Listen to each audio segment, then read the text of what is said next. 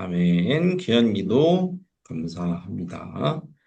계속 이제 말씀 또 바로 나누도록 하겠습니다. 말씀은 사도행전 10장 1절부터 35절인데, 사도행전 10장 내용 다 아실 거라 믿고 1절부터 5장, 1절부터 5절 읽도록 하겠습니다. 사도행전 10장 1절부터 5절 제가 읽습니다. 가이사랴에 고넬료라 하는 사람이 있으니 이달리아 부대라 하는 군대의 백부장이라.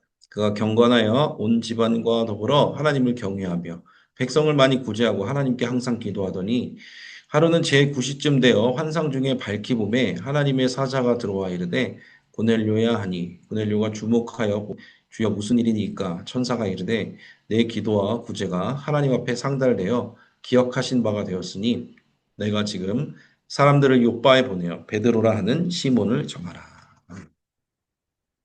오늘 이 사도행전 10장 말씀 통해서 함께 나눌 것은 하나님을 찾으시는 사람, 하나님이 어떤 사람을 찾으시는가에 대해서 나누겠습니다.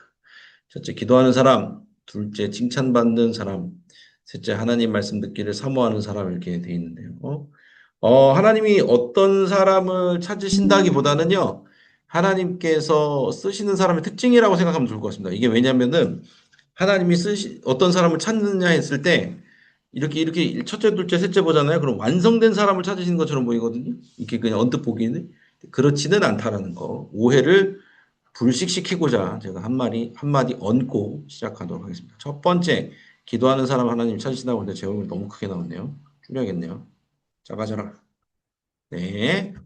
고넬료라는 백부장이 나오죠. 이탈리아라고 하니까 이탈리아입니다. 이탈리아 지방에 고넬료라는 백부장. 100명의 군사가 있으면 그 중에 이제 제일이라는 거죠. 지금으로 치면 한 중대장 정도 되겠네요. 그런데 이 사람이 이방인인데도 불구하고 민족이 다르다는 거죠. 유대인이 아니라는 거죠. 이 사람이 하나님을 경외하는 사람이었고 유대인들을 굉장히 좀 잘 대해주는 사람이었던 것 같아요. 그러니까 하나님을 진심으로 좀 경외하고 그런 어떤 유대교적인 신앙이 있는 사람, 하나님을 진심으로 사모하는 사람이었던 것 같아요.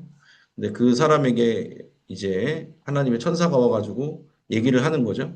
복음을 접하게 이제 하려고 합니다. 하나님께서 베드로를 또 연결시켜 주셔서 그 가정 가운데 성령이 내려지는 성령이 임하는 사건들이 이렇게 나타나게 되는데 그 부분이죠.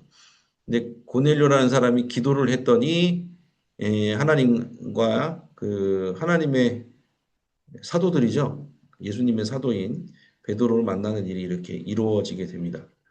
아, 기도하는 사람이었기 때문에 하나님이 찾으셨다라는 말에는 논리적인 근거에는 조금 어폐가 있을 수 있습니다. 그래서 부연 설명을 좀 드리고 싶은데 이게 뭐냐면은요. 자, 여러분 생각을 해보세요. 순종하려면 전제 조건이 뭐여야 될까 생각을 항상 해야 돼요, 우리가. 순종하려면 전제가 뭘까요? 전제. 성실, 노력, 열정, 뭐, 전제 조건. 순종의 전제 조건은요, 듣는 거예요. 하나님이 말씀하시는 거를 우리는 순종하는 거거든요. 근데 이런 거예요. 하나님이 시키지도 않은 거를 하면 순종인가요?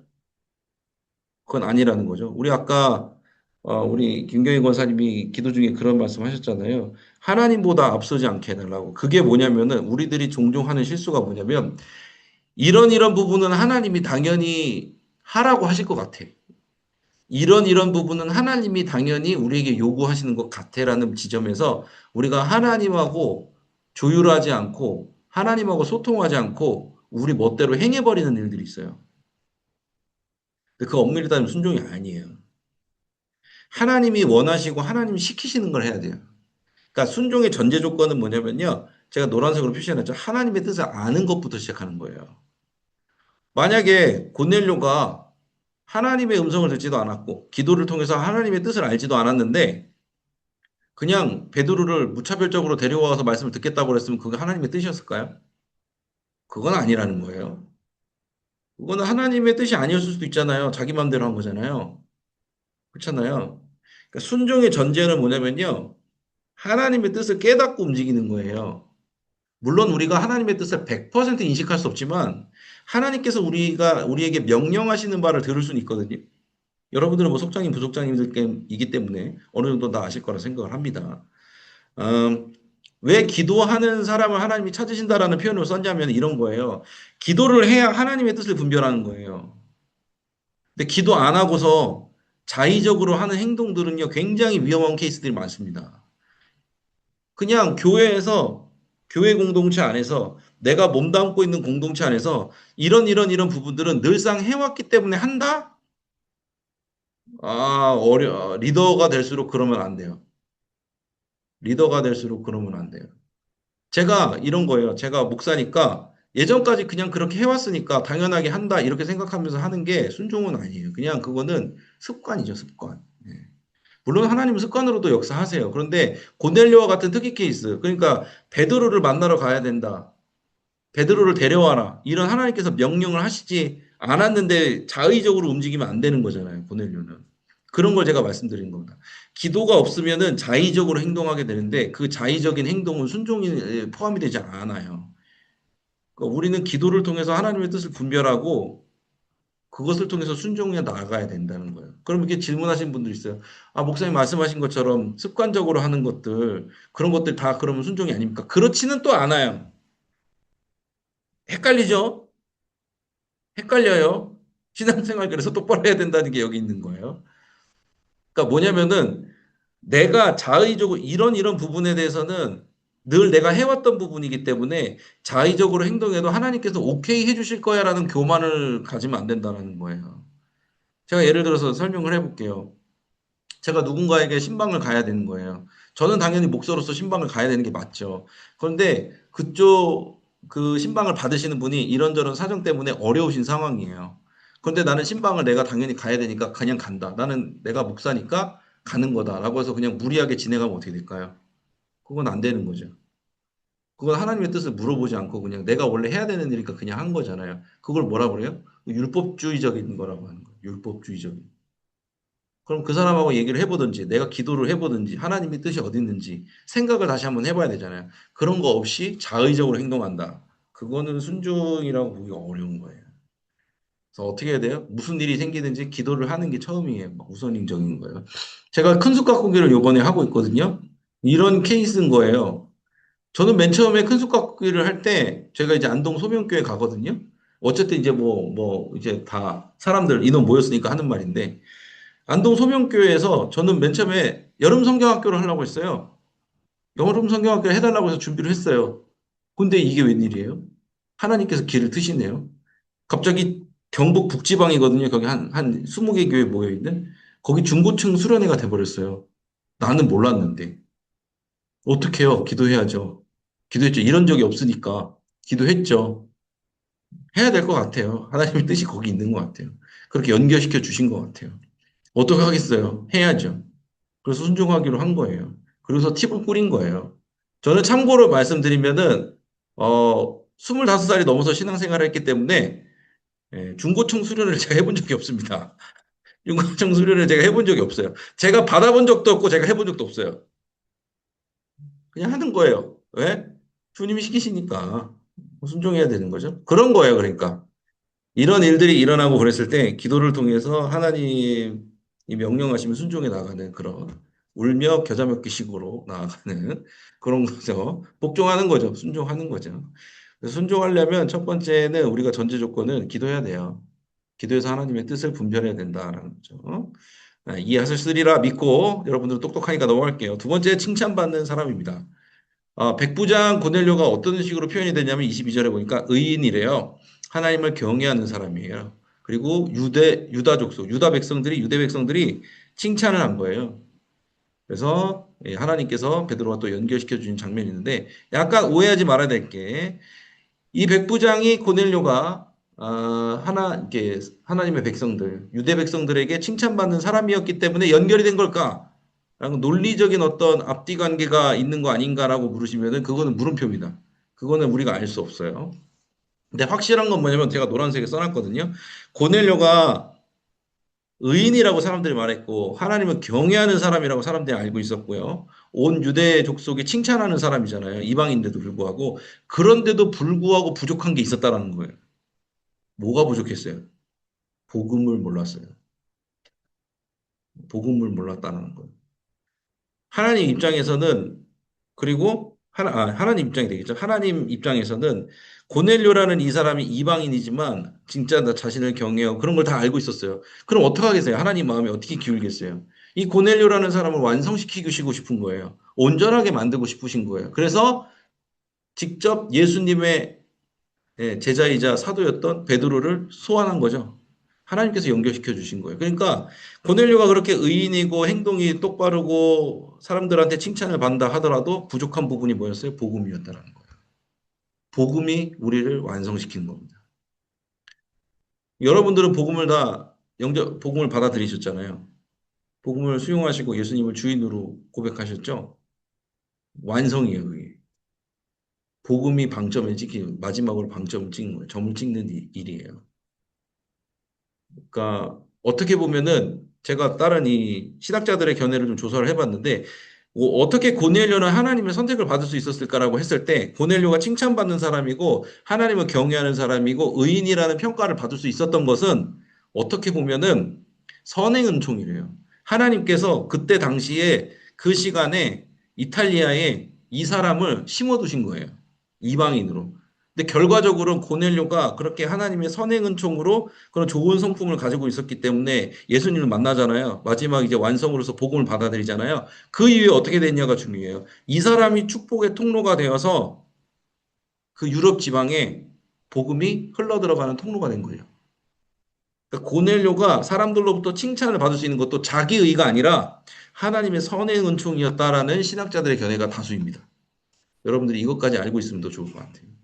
그러니까 우리가 쓰임 받잖아요. 속장님들이 쓰임 받고 부속장님도 쓰임 받고 저도 쓰임 받는데 제가 잘해서일까요? 아니거든요. 선행 은총이에요, 그냥. 제가 여기서 쓰임 받을 수 있는 거는 선행 은총이에요. 안양교회라는 좋은 교회로 하나님께서 인도해 주신 거.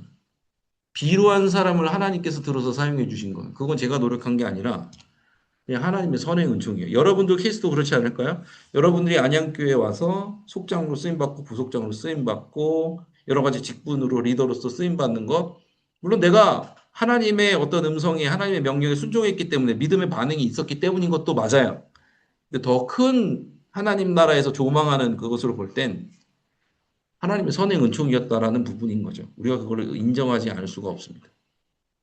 우리가 리더로서 칭찬을 받고 있다면, 우리가 리더로서 세워짐을 받고 있다면, 그 모든 것들도 다 하나님의 선행 은총이라는 결과가 나오게 됩니다.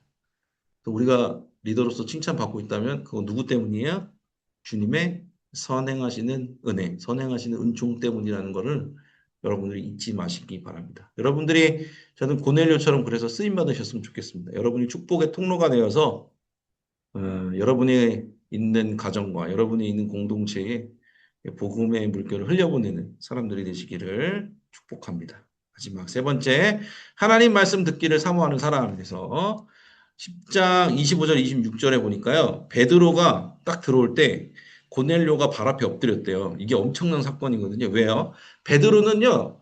피식민자예요. 식민지 지배를 받고 있는 식민지 사람이에요. 고넬료는 뭐예요?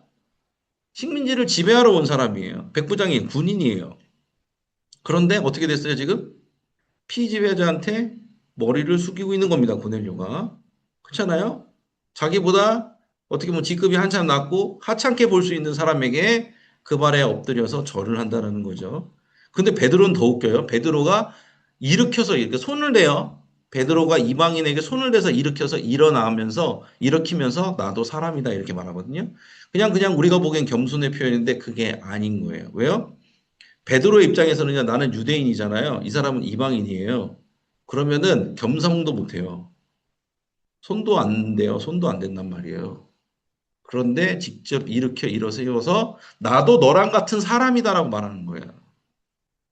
그러니까 제가 이게 찾아보니까 뭐라는 거냐면은 하나님께서 피지배자와 지배자의 계층을 없애시고 선민과 선민이 아닌 사람들의 갈등을 종식시키신 사건이라고 보는 거예요. 여기서는 계급도 사라진 거고요. 그렇잖아요. 유대인과 비유대인, 선민과 선민이 아닌 사람, 경계가 허물어진 거예요. 요 한 문장에 그게 다 들어있는 거예요. 그걸 누가 하셨다고요? 우리 주님이 하셨다라는 거예요. 하나님께서, 예수님께서 그걸 하셨다라는 거죠. 어떻게 그럴 수 있었을까? 고넬료는 말씀 듣기를 사모하는 사람이라서 주의 종을 우대해 선대한 거예요. 그런데 그런 거예요. 말씀 듣기를 사모하는 사람에게 뭐가 있냐면요. 어떤 사람이든지 하나님의 형상을 발견할 수 있는 능력이 있다고 저는 생각을 합니다. 사람을 하나님께서 하나님의 형상으로 만드셨잖아요. 그 부분인 거예요. 어떤 사람을 보든지 그 사람 안에 있는 하나님 형상을 발견할 수 있는 사람이 그 사람이 진짜 하나님 말씀 듣기를 사모하는 사람이라 생각을 해요. 그리고 베드로는 또 어떻게 했어요? 그 사람을 바라볼 때 자기 자신을 본 거예요. 아, 나도 죄인이다. 나는 그렇게 대단한 사람이 아니라 내 안에 죄인이 있다. 내 안에 죄가 있다. 나도 너랑 똑같은 죄인이다라고 말하는 거죠. 그러니까 말씀 듣기를 사모하는 사람, 말씀 전하기를 사모하는 사람의 특징은 뭐냐면 다른 사람의 모습에서 하나님의 형상을 발견할 수 있고 내 안에서 죄를 발견할 수 있는 사람이에요. 무슨 뜻인지 아시겠죠? 그게 되어지는 사람 둘이 만난 거예요, 지금. 베드로는 내 안에 있는 죄성을 발견할 수 있는 사람이었고, 고넬료는 다른 사람 안에 있는 하나님의 형상을 발견할 수 있는 사람이었던 거예요. 그 두 사람이 만나니까 어때요? 서로 겸손해지죠. 서로 겸손해지잖아요. 갈등이 해결되잖아요. 수천 년 묵었던 그 식민지와 피지배자 사이에 있던 그 갈등이 해결되고, 유대인과 비유대인이었던 그런 민족 간의 갈등이 한순간에 사라진 거예요. 이게 하나님의 능력이라는 거죠. 그래서 우리는 어떻게 된다? 하나님을 우리가 경외한다면, 말씀 듣기를 진짜 사모한다면, 하나님의 형상을 다른 사람 안에서 발견해야 되고, 내 안에 있는 죄성을 발견하고, 다른 사람과 내가 다를 게 없다라는 걸 인정할 수 있어야 된다는 거. 어려웠어요. 오늘 말씀 쉽지 않았습니다. 이걸 어떻게 전할까 생각을 했는데, 여러분들이 똑똑할 거라는 전제하에 하는 거예요. 그래서 여러분들은 잘 듣고 계시는 거라고 믿고 있습니다. 더 이상 얘기하면 시간이 너무 길어지기 때문에 여기까지 할 겁니다. 좀 정리할게요. 간단하게. 하나님이 찾으시는 사람 어떤 사람인가? 기도하는 사람이라고 했어요. 순종의 전제는 하나님의 뜻을 아는 거예요. 하나님의 뜻을 알려면 어떻게 돼요? 기도해야 되는 거예요. 기도해야 되는 거예요. 두 번째, 고넬료는 칭찬받는 사람이었다고 그런 거예요. 칭찬받는 거, 그거 누구 때문이에요? 하나님의 선행 은총 때문이라는 거예요. 그렇게 칭찬받던 고넬료도 완전하지 못했어요. 그 고넬료를 완성시키는 거 뭐예요? 복음이었다는 거예요. 우리는 그 복음을 소유하고 있죠. 마지막 하나님 말씀 듣기를 사모하는 사람. 하나님 말씀 전하기를 사모하는 사람 어떤 사람이에요? 상대방에 있는 어떠한 단점 속에서도 하나님의 형상을 발견할 수 있고 나 역시 죄인이라는 것을 인정할 수 있는 사람이다. 그렇게 정리를 해보면 좋을 것 같습니다. 여러분은 저보다 똑똑하시니 충분히 할 수 있을 거라 생각을 합니다. 오케이, 여기까지 하도록 하겠고요. 공지 잘 들으셔야 돼요. 공지사항이에요. 제가 지난주에도 말씀드렸는데 30일 사랑실천 캠페인. 그래서 제가 말씀드렸죠. 7월 21일, 23일 사이에 여러분들 속해서 대면 신방을 받지 않는 분들을 제가 개수를 합니다. 개수를 해서 속해당 몇 명, 없는 분들도 있을 거고, 뭐 2명 있는 분들, 3명 있는 분들 있을 거잖아요. 속장님께 음료 쿠폰을, 이미지로 된 음료 쿠폰을 제가 문자나 카톡으로 드릴 거예요. 속장님께. 그럼 그 속장님이 그거를 오래 붙여가지고 그 대면 신방 받지 못하신 분들에게 전달하시면 됩니다. 아, 목사님 전달할 때 이거 문자 어떻게 써야 될지 모르겠어요. 문자 내용도 다 써드립니다. 친절하죠? 문자 내용도 다 써드립니다. 근데 쿠폰이 30일 기한이래요. 대량 발주를 넣는 거는 30일 기한, 한 달이래요. 그래서 쿠폰 기한이 30일이기 때문에 여러분들에게는 한 번 더 그분들과 연락할 수 있는 기회가 주어진다라는 거죠. 그러면서 연락이 될 경우에는 교제를 자유롭게 하시면 되고요. 연락이 안 될 경우에는 집 문고리에 손편지를 놓으셔도 되고 뭐 여러 가지 노력을 하면 될 것 같습니다. 제가 지난번에도 말씀드렸지만 대신방에서 중요한 건 뭐냐면 대신방을 안 받는 분들이 중요한 겁니다. 대신방을 받는 분들도 물론 중요하죠. 하지만 더 중요한 분들은 뭐예요? 대신방을 받지 못한 분들에 대한 사후 케어가 더 중요하기 때문에 우리가 하게 된 것입니다. 그래서 예배와 속회에서 함께 할 때 신앙이 성장하기 때문에 그분들 조금이라도 더 소그룹에 이렇게 참여하게 하려는 노력의 일환입니다. 잘 생각하시고 위에서 기도해 주시면 좋을 것 같습니다. 네, 여러분들 눈을 보니까 이해를 하신 것 같기도 하고요. 하셨겠죠?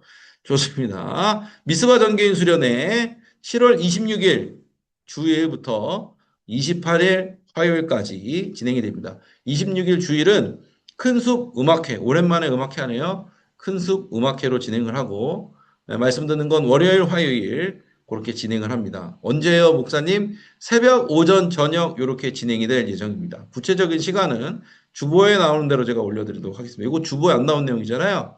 예, 나온 대로. 강사는 우리 박성수 목사님이라고 부산 온누리교회, 부산은 굉장히 큰 교회입니다. 열심히 목회하시는 목사님께서 말씀을 전해주십니다. 릴레이 기도는 7월 10일 주일부터 25일 토요일까지 지하 1층 중보기도실에서 하고요. 충성교구 특송 날짜가 잡혀 있습니다. 7월 27일 첫째 날 월요일 새벽 집회 시 여러분들이 집회의 문을 열게 됩니다. 그래서 기억하시고 또 관련된 공지는 제가 또 나중에 드리도록 하겠습니다. 기도로 미리 준비하시기 바랍니다. 제이놀이 여름 행사 이제 진행됩니다. 우리 다음 세대를 위해서도 기도해 주시고 또 함께 해 주시기 바랍니다. 여기서도 이제 교사하시는 분들 많으실 텐데 위에서도 함께 기도하시면 좋을 것 같습니다. 자, 119 전도 캠페인 계속해서 진행되고 있습니다. 시간이 많이 지났네요. 오늘 빨리 하려고 했는데 시간이 많이 지났습니다. 그래도 기도는 해야겠죠. 함께 기도했으면 좋겠습니다. 하나님이 찾으시는 사람이 되기를, 그 모든 것이 주님의 은혜로 움직여진다는 걸 우리가 깨닫는 사람이 되기를 원합니다. 아까 우리 교회를 위해서도 기도할 때 이제 여름 행사도 있습니다. 큰숲 가꾸기도 있고 또 제이누리에는 여름 수련회, 여름 성경학교도 있습니다. 이후에 우리가 30일 사랑실전 캠페인도 진행하게 될 텐데 바쁜 와중에도 영혼을 위한 영혼 고령의 열정을 잃지 않도록 위해서 기도해 주시고, 우리 담임 목사님 여러분들이 많이 기도해 주셔서 참 많이 좋아지셨습니다. 이제 강단에 오르시는 준비를 하시는 것 같은데 끝까지 여러분들이 위해서 기도해 주시면 감사할 것 같습니다. 그렇게 우리 이 시간 함께 중보하면서 기도했으면 좋겠습니다. 주여 믿습니다 하시고 함께 기도하겠습니다. 주여 믿습니다. 사랑과 은혜 드림 감사합니다. 오늘도 귀한 하루 허락하여 주시고 함께 말씀을 나누면서 사도행전에 있던 주님 성령의 역사하심을 바라볼 수 있도록 인도해 주시기 감사합니다. 우리가 리더로서 세움을 받았다면 우리가 잘하는 것이 아니라 다 하나님의 선행을 좀 누리고 있습니다.